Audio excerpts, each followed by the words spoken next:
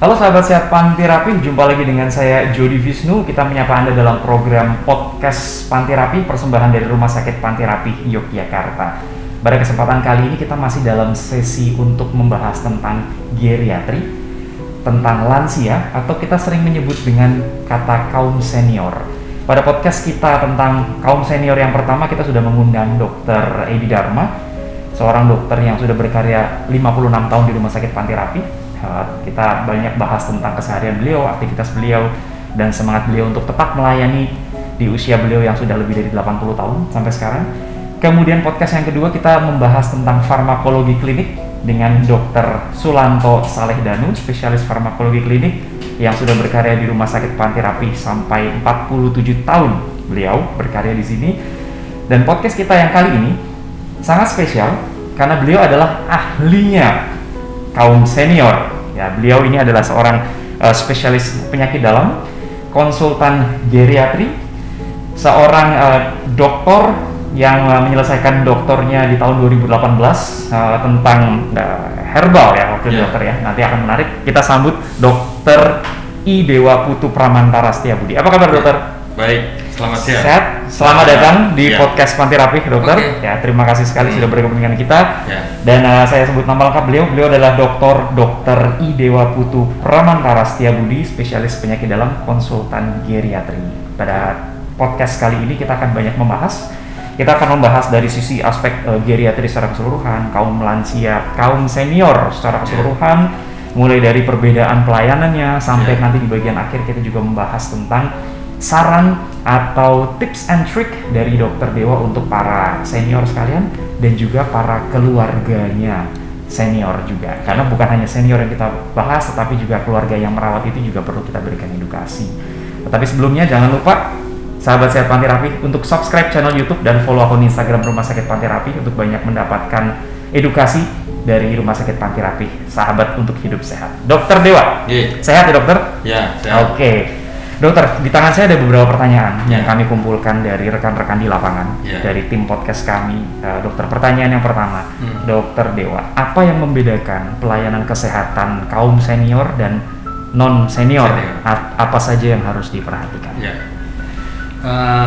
Ada satu aspek yang tidak bisa kita kesampingkan, yaitu dampak aging proses atau proses menua. Nah, dampak aging proses ini menyebabkan seseorang usia lanjut atau seniority mengalami penurunan fungsional. Bisa fisik, bisa mental, bisa kognitif, seperti itu, bisa nutrisi, seperti itu. Nah, di samping kita memberikan layanan seperti kita menghadapi penyakit-penyakit tertentu, kita harus menyertakan atau meminimalkan dampak dari aging proses itu. Nah, ini ada triknya, ada sesuatu yang membedakan tadi geriatri dengan tidak. Nah, oleh karena itu dampaknya seperti di rumah sakit kita ini itu diberikan tempat yang tidak naik tangga, tidak manulip, di dasar, ada pegangannya. Itu adalah upaya-upaya untuk mengurangi dampak sehingga aksesnya mudah, safety, seperti itu. Itu yang membedakan pasien geriatri dengan tidak. Oke, jadi itu memang sebenarnya sangat penting ya dok ya, karena pasien geriatri sekarang ini kan angka apa istilahnya ya, angka geriatri Indonesia tuh makin tinggi ya dokter? Makin tinggi. Kira-kira gimana? 9% sekarang. 9%? Ya. Pertama Jogja itu sudah 14% sekarang. 14%? 2 kali lipat nasional. 2 kali lipat nasional angka di daerah istimewa Yogyakarta gitu kan. Apa yang dokter lihat dari angka ini dok? Ya, ini tentunya di satu sisi keberhasilan. Keberhasilan pencegahan, keberhasilan mengobati, ya seperti itu. Tapi di sisi lain tadi kita harus mendesain layanan yang memang untuk memfasilitasi tadi dampak tadi. Jadi itu dampaknya nanti ke layanan primer, sekunder, tersier. Kalau rumah sakit ini kan layanan tersier. Kalau di primer juga harus begitu di DIY ini. Karena hampir sebagian besar kan lansianya sudah ada di Jogja ini gitu loh. Baik. Istilahnya rumah sakit Panti Rapih ini kita dengan garden ya dok ya. tempatnya harapannya kita tetap nyaman, kemudian istilahnya disable friendly, tempatnya gampang, dan harapannya juga lansia yang dirawat di sini mereka juga para kaum senior ini ya cepat ke arah kesembuhan, ya. Jadi cukup seperti di rumah, ya betul. sebisa mungkin seperti home ya, sedapat mungkin gitu ya dokter ya. Oke. Nah dokter, di rumah sakit Panterapi ini kan kita punya layanan Golden Care, gitu kan. Layaknya diberikan untuk para kaum senior, memfasilitasi seperti medical check up juga, kemudian mereka juga bisa stay di sini dari pagi sampai sore, ketemu dengan teman-teman, ya tentunya dengan COVID-19 pandemi ini kita dengan protokol kesehatan seperti biasa. Nah pengalaman dokter dengan dokter praktek sebagai seorang spesialis penyakit dalam, konsultan geriatri, kasus apa yang sering dokter temui? Ini dokter. Kalau dirawat jalan, Golden Care kan diantaranya ada rawat jalan. Rawat jalan itu biasanya yang kita temui adalah kasus-kasus kronik degeneratif. Ya. Dan biasanya ciri khasnya kronik degeneratif itu pada usia lanjut itu multiple morbiditas. Jadi bukan satu penyakit saja. Itu banyak penyakit. Ya, misalnya diabetes, jantung, kemudian osteoartritis. Nah, kalau kita melihat disease-nya saja, berarti dia ke Panterapi ini kan bisa berkali-kali, dan bisa dikonsulkan. Nah, kami di Golden Care bisa mewadahi itu, harusnya bisa begitu. Sehingga kalau butuh suatu teknologi misalnya ya, ada sakit jantung, kemudian butuh eko, nah baru kita panggil kardiologinya, baru kita join kardiologinya seperti itu. Jadi biasanya kronik degeneratif yang multiple, kedua berhadapan dengan gangguan kognitif, jadi demensia, ya itu nanti sedang kita buka klinik memori, wah itu bagus sekali itu, kita berpartner di situ, bagus sekali itu, jadi itu kemajuan ya. Kemudian juga ada gangguan sebenarnya fisiknya tidak apa-apa, tapi ada problem di psikososialnya. Relasi dia dengan anak, relasi dia dengan cucu, relasi dia dengan lingkungan, kemudian hambatan dia berelasi karena COVID, itu juga bisa kita lihat di dalam rawat jalan. Itu kan ya, cirinya seperti cirinya itu. Dokter, ya. Kalau tadi dokter bilang masalah kronik degeneratif, berarti istilahnya kan prosesnya lama dan itu multiple, banyak. Jadi dengan misalnya lansia dengan atau kaum senior yang punya diabetes misalnya, kemudian disertai juga dengan hipertensi dan segala macam. Berarti kan sebetulnya mereka nanti kalau harus minum obatnya pun harus kita atur sedemikian rupa ya dok. Oke, jangan sampai nanti takutnya ada interaksi obat dan segala macam dan mereka harus minum. Kemudian tadi dokter sempat sampaikan dengan masalah memori. Jadi ada demensia, otomatis kan butuh proses untuk perbaikan itu dokter sampai ini. Dan yang terakhir lagi tadi dokter bilang untuk istilahnya psikososial, komunikasi beliau dengan sekitar. Karena seringkali tidak hanya komunikasi dengan satu anggota keluarga, tapi dengan pramuruktinya juga. Betul. Akhirnya pramuruktinya diomel-omel dan segala macam. Ini kan proses yang panjang dok. Jadi bisa kita bilang Golden Care itu one stop service. Jadi di rumah sakit ini Golden Care itu pembayarannya juga di tempat. Kemudian obatnya juga dibawakan di tempat, diedukasi di tempat, seperti itu. Jadi dia taunya pokoknya Golden Care, datang beres pulang. Harusnya begitu polanya. Pelayanan untuk beliau-beliau yang senior itu begitu. Jadi dokter spesialisnya yang datang ke situ. Pengambilan darahnya juga bisa dilakukan di situ, semua di situ. Gitu.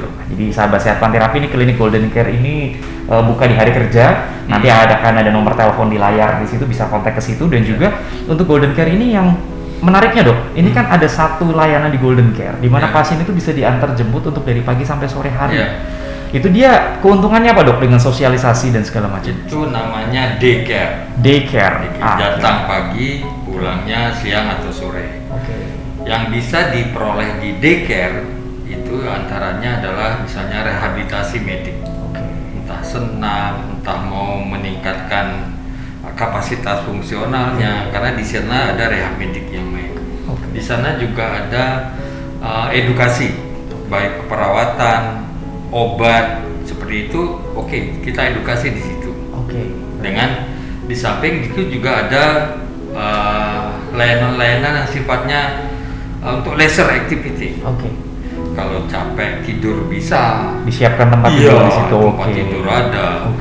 Kemudian dapat makan di situ. Jadi didampingi makan di situ seperti itu. Jadi sebenarnya agak nyaman. Ya, pagi sampai sore di tempat situ dan juga didampingi karena perawat juga ada di situ. Ada di situ. Ya, jadi kalau dibutuhkan bisa juga bercocok tanam. Iya, bisa. Dengan ada tulisan nama karaoke juga bisa. Karaoke juga bisa, gitu kan? Bagi yang senang karaoke dan tadi dokter sebutkan ada senam dan yang lainnya. Jadi istilahnya mereka seperti ya karena seringkali kan para kaum senior ada di rumah, kemudian kan keluarganya kan bekerja, pergi.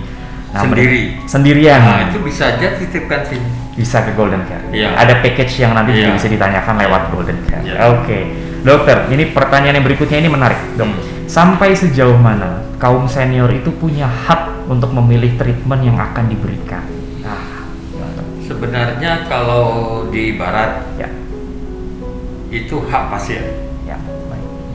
Tapi kalau di kita di negara timur itu warnanya lain, nilainya lain. Bahkan kita sering mendapat benturan-benturan bahwa dok jangan pasiennya diberitahu, kami yang memutuskan. Nah seperti itu. Jadi seolah-olah nilainya, tetapi itu ada benturan. Saya punya pengalaman pasien itu mungkin karena dikasih kemoterapi, pasien itu nanya ke perawatnya, ini obat apa? Ini obat kemo, Pak. Yang saya masukkan ini obat kemo. Loh, kok saya di kemo? Saya tidak diberitahu penyakitnya. Gak apa-apa sih. Jadi sering terjadi benturan-benturan seperti itu. Sebenarnya haknya ya hak pasien.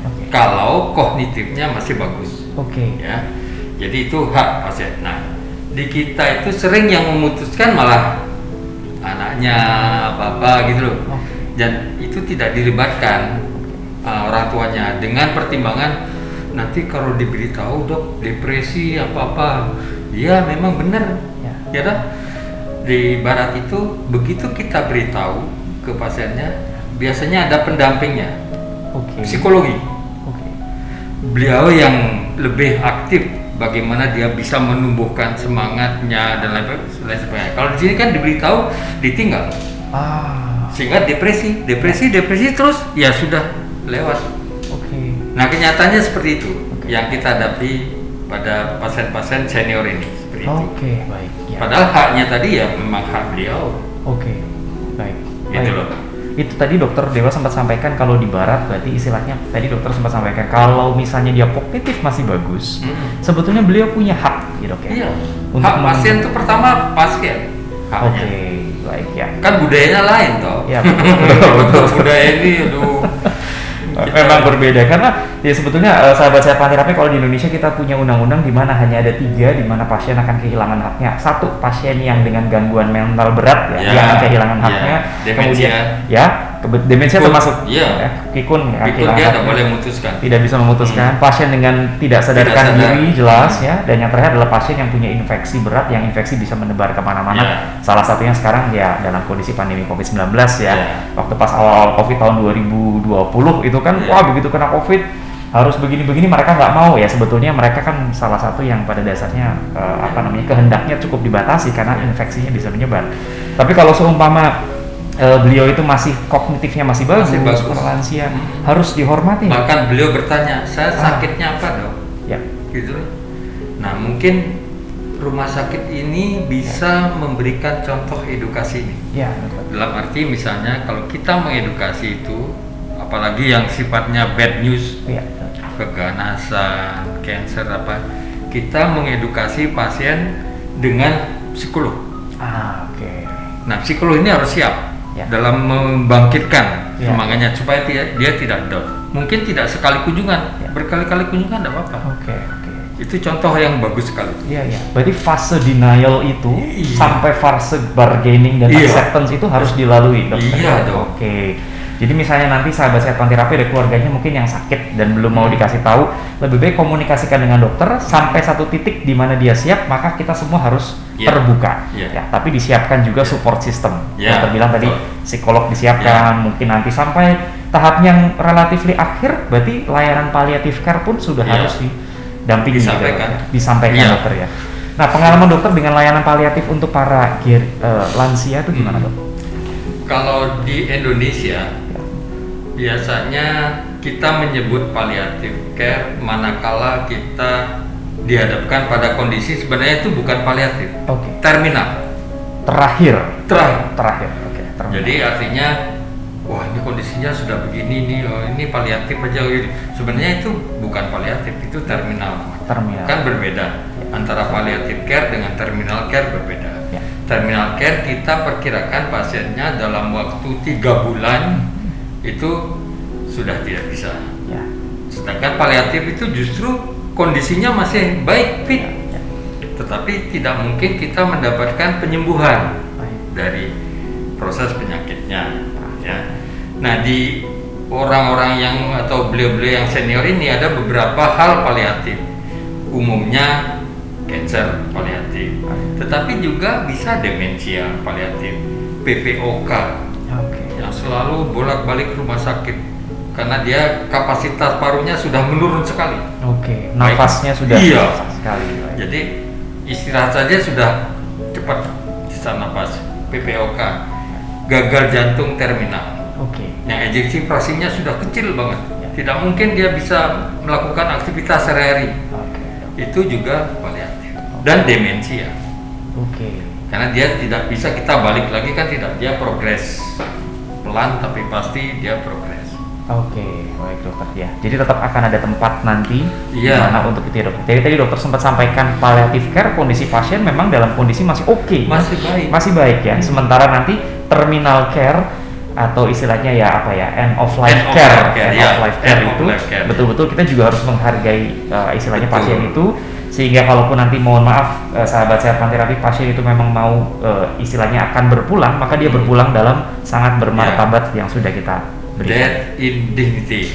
Death in dignity. Husnul khotimah, bermartabat. Baik.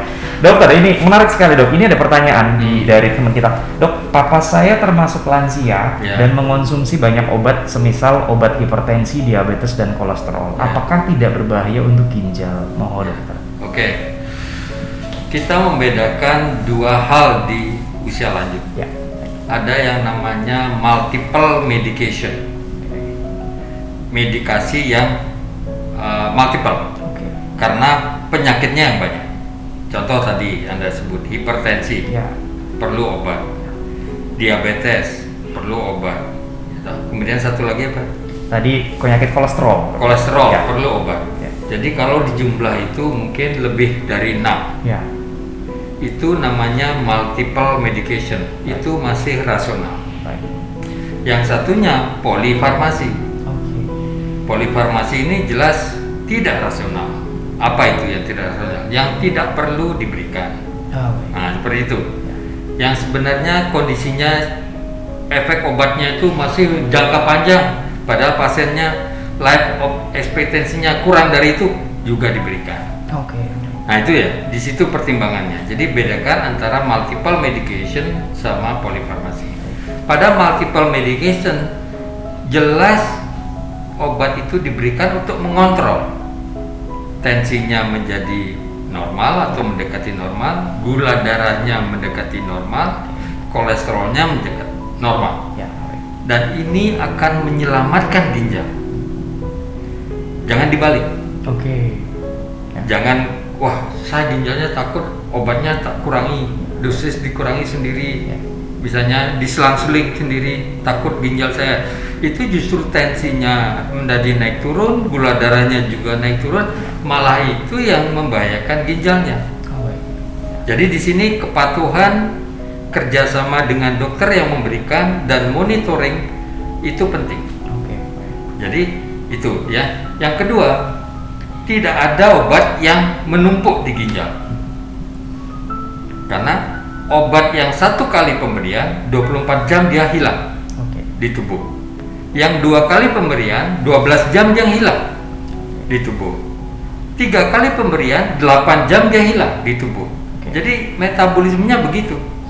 Nah, ini yang sering oleh beliau-beliau itu dianggap jangan minum obat konvensional nanti ginjalnya seperti itu yang merusak. Padahal kita kan tahu ilmu farmakologinya. Betul. Jadi tadi tidak tepat kalau dokternya memberikan sesuai dengan penyakitnya. Kedua, tujuannya memang untuk penyakitnya juga terkendali. Dan ketiga, kepatuhan pasien yang baik. Itu menyelamatkan justru ginjalnya. Menyelamatkan ginjal ya dokter ya. Jangan dibalik. Jangan jadi mindsetnya adalah kita minum obat rutin itu memang ya untuk menyelamatkan organ yang lain. Sebetulnya istilahnya memang untuk obat jantung ya untuk jantungnya oke, dan juga ya kalau ternyata hipertensi dan segala macam ya ginjalnya juga akan bermasalah. Jadi istilahnya setiap obat itu, sahabat Sehat Panterapi itu ada yang namanya kita bilang waktu paruh ya dok ya. Ya ada memang obat itu harus diminum sehari 3 kali gitu kan, karena tadi dokter Dewa sempat sampaikan 8 jam kemudian dia akan habis.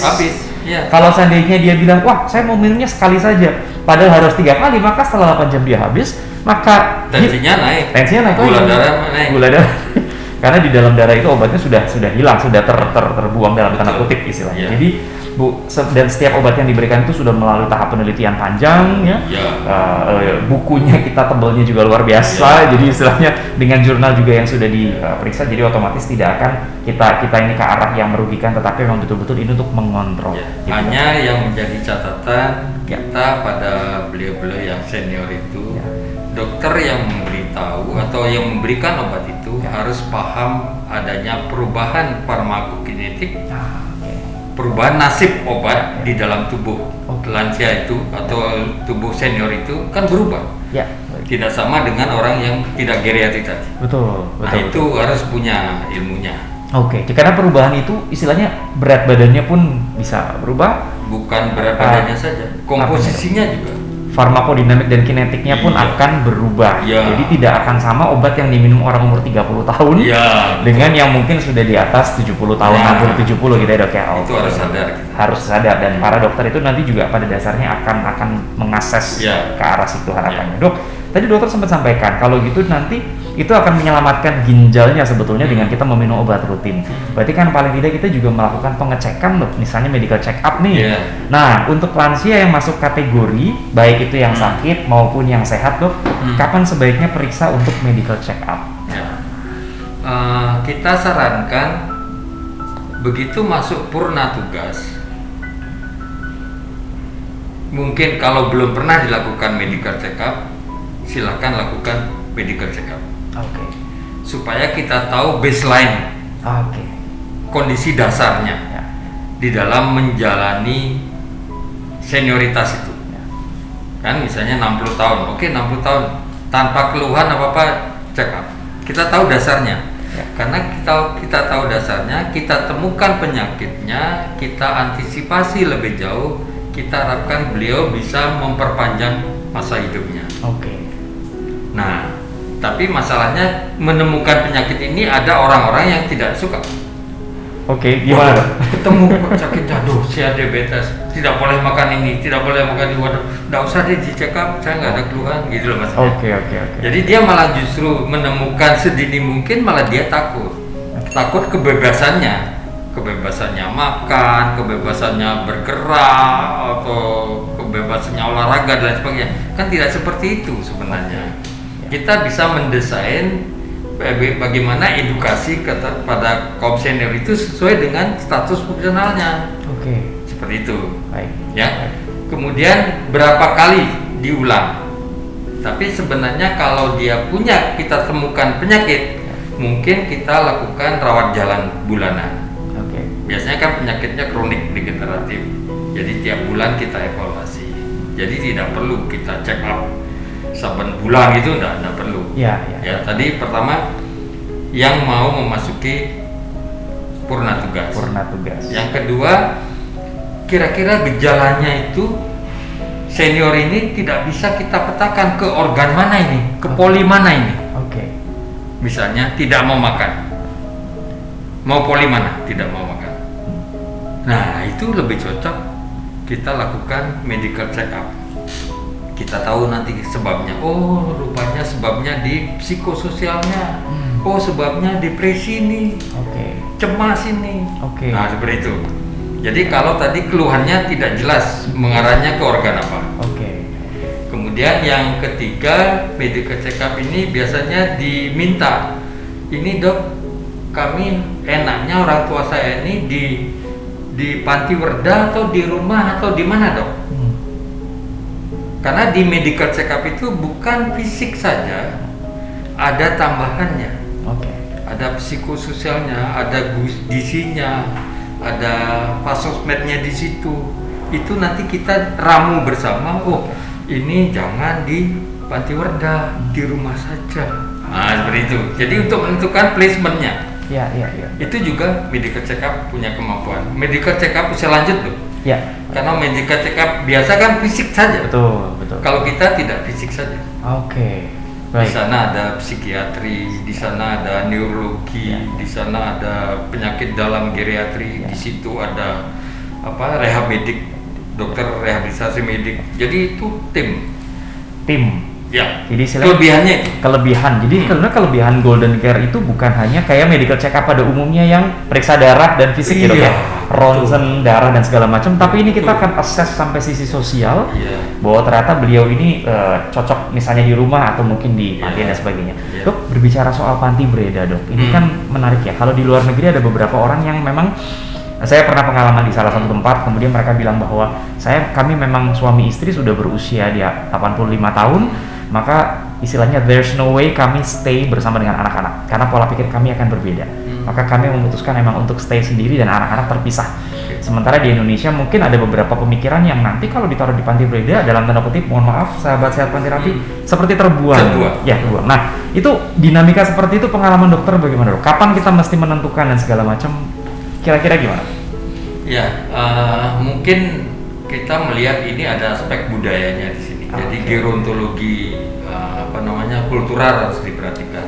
Kalau di barat begitu beliau mencapai senior, dua-duanya dia terpisah dengan anak. Itu karena di sana kan keluarga inti namanya. Kalau di sini kan tidak bisa. Kadang-kadang problem cucu juga masih dipikir. Cucu? Iya. Sampai tidak bisa tidur, sampai makannya kurang, malah berpengaruh pada kesehatannya. Problemnya cucu, karena kita di sini kan extended family, gitu loh. Ya, bedanya di situ. Nah, mengenai panti werda ini sebenarnya jangan diartikan, tadi saya bilang bahwa itu placement. Placement itu artinya lansia itu cocok di mana, gitu loh. Bukan berarti beliau-beliau yang di panti werda itu adalah buangan, bukan. Ada yang tinggal di situ, katakanlah misalnya sementara karena beliau sedang naik haji atau kemana bepergian sampai berminggu-minggu, beliau titipkan situ, kemudian nanti setelah datang diambil lagi. Nah, policy dari Kemenkes di Indonesia ini adalah satu atap itu 3 generasi. Jadi ada nenek, ada bapak, ada cucu. Itu prinsipnya sesuai dengan budaya kita begitu. Jadi artinya sebaiknya ya di rumah. Gitu maksudnya. Baik. Tapi ini bukan tanpa masalah, gitu loh. Kan tadi saya bilang ada masalah dengan cucunya, ngaruhnya ke eyangnya. Masalah dengan apalagi anaknya, ke eyangnya. Jadi itu mereka harus usia lanjut kalau memenuhi tadi policy dari Kemenkes, usia lanjut itu harus siap berubah, siap beradaptasi. Karena ini nilainya kan beda-beda. Baik. Biasanya kalau di dalam satu rumah nilai sepuh yang dipakai saya kok bocah ini kurang ajar gitu. Padahal nilainya sekarang itu. Nah, kalau ini tidak mau adaptasi, tidak mau berubah, yang rugi biasanya lansianya. Jadi para senior ini atau mereka yang sudah purna tugas ini mesti harus menyadari dok ya, bahwa itu perubahan zaman, ya bukan masalah itu ya masalah kesopanan dan itu kan memang secara adat ya, tetapi kadang-kadang polanya kan akan beda. Yang sepertinya dalam sekian puluh tahun yang lalu tidak ada seperti itu kok, sekarang berubah. Jadi takutnya nanti modernisasi ya dok ya. Dan itu memang dia sekarang modelnya kan segitu. Kita ini harus siap beradaptasi. Baik. Dan itu memang suatu arahannya ke arah situ dok. Nah dok, tadi sempat dokter sebutkan tentang obat-obatan nih ya. Tadi kita bilang tentang multiple medication. 3 penyakit ya ada paling tidak ada 6 ya, karena satu ada 1 dan kali 2 ada 6. Nah dokter, berbicara masalah obat herbal, nah sahabat sehat terapi menarik sekali. Tahun 2018 Dokter Dewa menyelesaikan doktor beliau tentang ekstrak pegagan perbaiki untuk distrofi otot pada lansia ya. Tapi apapun itu berarti sebetulnya untuk mereka yang mengkonsumsi obat herbal, herbal yang seperti apa sih dok yang pada dasarnya aman untuk dikonsumsi lansia, yang bagaimana? Ada saran dok? Ya. Di klasifikasi herbal di Indonesia kan dibedakan. Ya. Yang pertama, kalau penelitiannya sudah bagus, dia masuk kelompok namanya fitofarmaka. Berarti dosisnya sudah tahu, ya toh, efeknya sudah tahu, sudah diuji coba orang normal, sudah diuji coba orang sakit. Itu yang bagus, ya. Itu fitofarmaka. Di Indonesia ini tidak banyak fitofarmaka, paling hanya 15-20 saja. Ya. Yang kedua, obat herbal terstandar namanya, kelompok yang kedua. Jadi bukti penelitiannya baru sampai ke binatang sama orang normal. Belum diuji coba pada orang sakit. Obat terstandar. Ya. Berarti kalau dibedakan dengan kelompok yang satu, ini jauh di bawahnya. Ya. Nah, kelompok yang ketiga namanya jamu. Jamu itu sudah dipakai orang lama, aman, ya, dan tidak tahu dosisnya, ya, dan tidak bisa dipakai untuk orang sakit. Mestinya itu untuk menjaga kesehatan. Oh, kayak vitamin. Saya vitamin herbal sampai jamu. Kira-kira jamu saja ya. Kalau jamu kan dari herbal, jadi seperti beras kencur, kunir asem, itu kan biasanya kan orang-orang yang tidak sakit sama sekali gitu loh. Pasien sehat ya, yang mengkonsumsi jamu untuk memelihara kesehatannya. Kesehatan. Jadi ada 3 itu. Baik. Nah, dalam kaitan dengan penelitian saya yang tahun 2018 itu adalah ekstrak pegagan atau Centella asiatica. Centella asiatica. Ya, sebenarnya di dalam otot itu ada memang di samping untuk otot juga bisa Centella asiatica atau pegagan ini dipakai untuk kognitif, memperbaiki kognitif. Ya, kemudian juga untuk memperbaiki aliran darah. Ya, jadi ada spektrumnya. Kalau herbal kan spektrum penyakitnya kan banyak. Kadang-kadang bertentangan. Bisa untuk hipertensi, bisa juga untuk tekanan darah rendah. Nah, kenapa bisa begitu? Karena di herbal itu kimianya, strukturnya kan ratusan. Kita tidak tahu di dalam masuk ke tubuh kita mana yang main. Kan sesuai dengan kondisi tubuh kita. Kalau dia hipertensi, senyawa ini yang main, sehingga bisa menurunkan. Kalau dia hipotensi rendah, senyawa ini yang main sehingga bisa menaikkan, kan seperti itu. Kita paham, kadang-kadang bertentangan itu. Karena memang di dalam herbal itu isinya ratusan senyawa. Lain dengan kimia. Kalau kimia kan tunggal. Untuk menurunkan tensi ya tidak bisa dipakai untuk menaikkan tensi. Kan seperti itu. Itu lebih clear kalau di konvensional itu lebih clear. Baik. Itu bedanya. Bedanya itu dok ya. Jadi istilahnya kalau dengan herbal itu tetap tadi dokter sempat sampaikan ada 3 yang komponen yang berbeda. Dan kalau untuk lansia yang mau mengkonsumsi herbal, tips and triknya gimana dok? Sementara mereka punya penyakit juga. Ini yang harus biasanya kalau dia punya penyakit, kemudian ada obat herbal untuk penyakit itu sendiri, kemudian obat kita yang biasa beliau minum itu kadang-kadang di stop. Takut berinteraksi katanya. Jadi beliau percaya herbal itu. Tapi begitu dicek ternyata gula darahnya naik, tensinya naik, nggak seperti itu. Jadi sebenarnya ada mekanisme begini. Sampaikan ke dokter yang merawat penyakitnya. Dok, saya boleh nggak minum obat ini? Bagaimana obat dokter? Perlu dikurangi dosisnya enggak? Nah, masalahnya kan harus ngobrol nih dengan dokternya. Nah, pasien-pasien yang memakai herbal hampir 70% tidak pernah berkonsultasi ke dokter yang merawat. Tidak terbuka. Tidak terbuka. Oke. Diam-diam. Takut dimarahin Takut. atau Ya. Oke. Itulah yang terjadi tadi, kadang-kadang di obatnya tidak diminum, akhirnya kita kontrol loh. Ya. Kenapa ini? Kok gula darahnya sampai 500? Kenapa tensinya sampai 200? Sampai Ya. baru dia ngaku. Oke. Ini menarik ya, karena dokter Dewa ini sebagai peneliti herbal, sahabat sehat Panterapi. Jadi maksudnya beliau ini ahli penyakit dalam, spesialis penyakit dalam, konsultan geriatri dan meneliti herbal. Jadi yang beliau teliti ini benar-benar evidence-based medicine yang betul-betul sudah terbukti secara ilmiah. Jadi beliau tadi menyampaikan jamu itu untuk orang yang sehat. Yeah. Jangan sampai nanti orang dengan hipertensi dan segala macam obat dokternya di stop, ya cuma minum jamu. Yeah. Lain. Dan itu banyak terjadi, saya yakin. Banyak. Oke.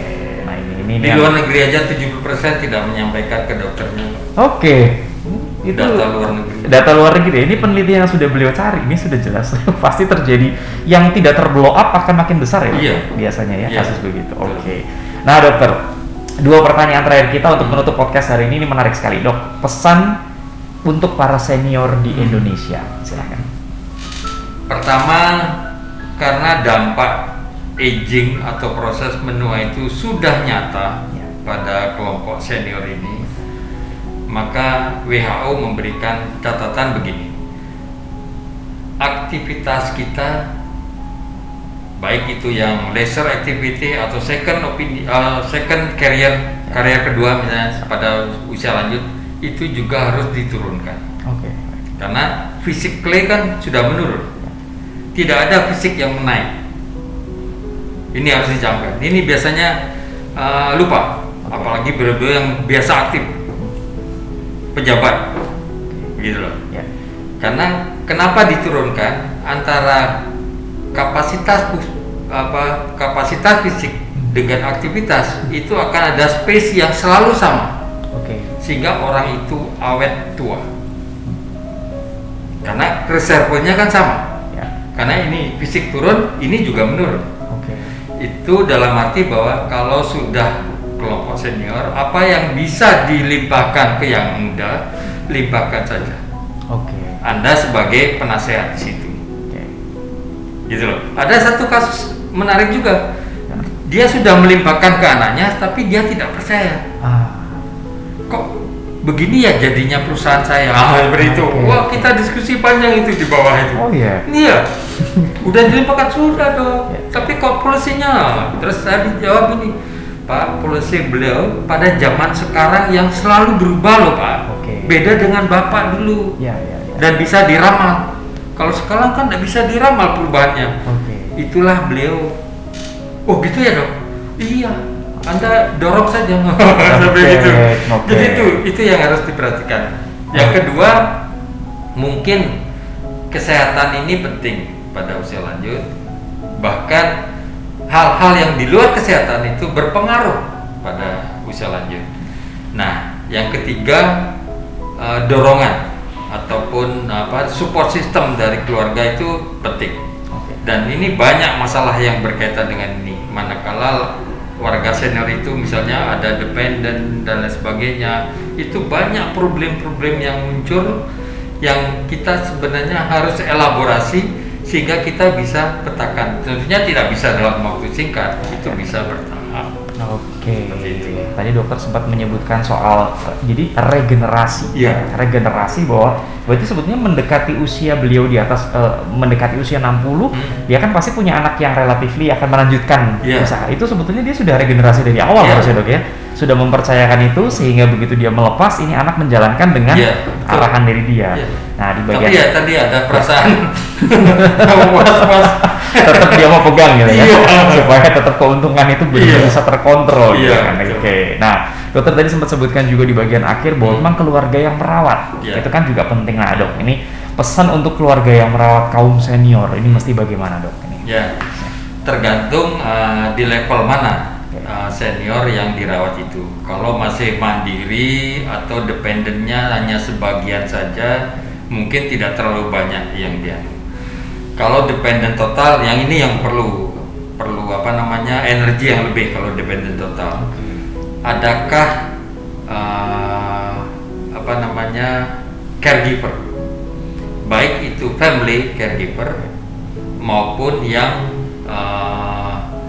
satunya lagi apa ya, family caregiver sama caregiver yang dianu oleh yayasan atau apa gitu. Pramurti ya. Itu juga harus diperhatikan. Ya. Dan itu juga tidak mudah. Kadang-kadang lansianya itu, wah saya tidak cocok dengan ini. Begitu dong. Jadi tidak mudah. Memang unik. Oke. Jadi suatu masalah yang tidak bisa diputuskan cepat, kemudian kita pergi. Ya. Tidak bisa itu. Ya, itu yang harus diperhatikan, itu perlu caregiver. Nah, apakah ada keluarga yang mau caregiver? Kenapa kok ada family caregiver? Apa dia tidak kerja? Enggak kerja dong. Berarti kan ada saat-saat dia tidak menyertai, padahal ini dependent. Ya.